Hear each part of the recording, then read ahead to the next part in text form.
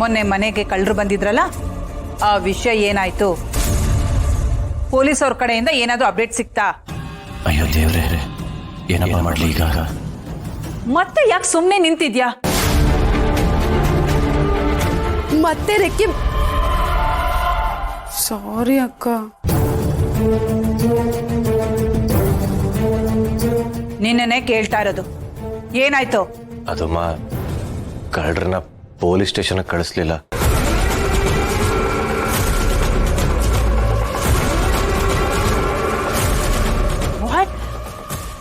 ಮತ್ ಏನ್ ಮಾಡ್ದೆ? ಅವತ್ತವ್ರನ್ನ ಹಿಡಿದ್ನಲ್ಲ, ಅದಾದ್ಮೇಲೆ ಅವ್ರಿಗೆ ಮತ್ತೆ ತಪ್ಪು ಮಾಡಬೇಡಿ ಅಂತ ಹೇಳಿ ಹಾಗೆ ಕಳಿಸ್ಬಿಟ್ಟೆ.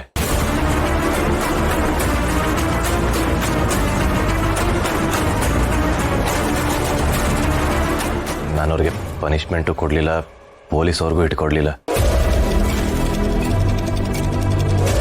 ಯಾಕೋ ಗೊತ್ತಿಲ್ಲ, ಅವ್ರನ್ನ ಪನಿಷ್ ಮಾಡಬೇಕು ಅಂತ ಅನ್ನಿಸ್ಲಿಲ್ಲ. ಎಂತ ಕೆಲಸ ಮಾಡ್ಬಿಟ್ಟೆ.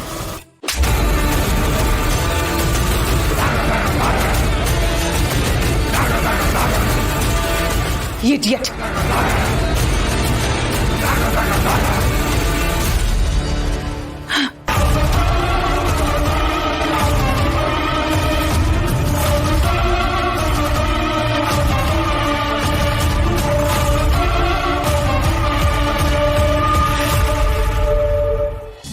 ಮಾಡೋದೆಲ್ಲ ಮಾಡಿ ಹೇಗೆ ಸುಮ್ಮನೆ ನಿಂತಿದ್ದಾನೆ ನೋಡಿ.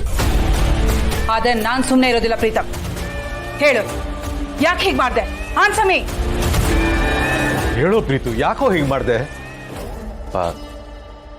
ಅದು ಅವರು ಮದರ್ ಸೆಂಟಿಮೆಂಟ್. ಏನೋ ಮದರ್ ಸೆಂಟಿಮೆಂಟಾ?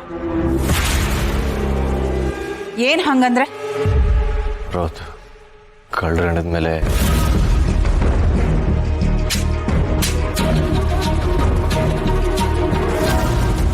ತಾಯಿ ಇವತ್ತು ಕಾಯಿಲೆ ಬಂದು ಮಲಗಿಕೊಂಡವಳೆ ಸರ್.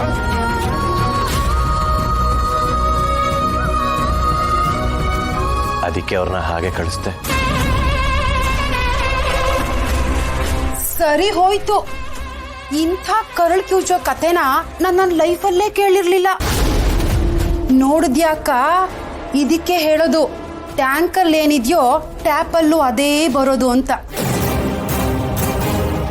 ಸರಿಯಾಗೇ ಹೇಳಿದೆ.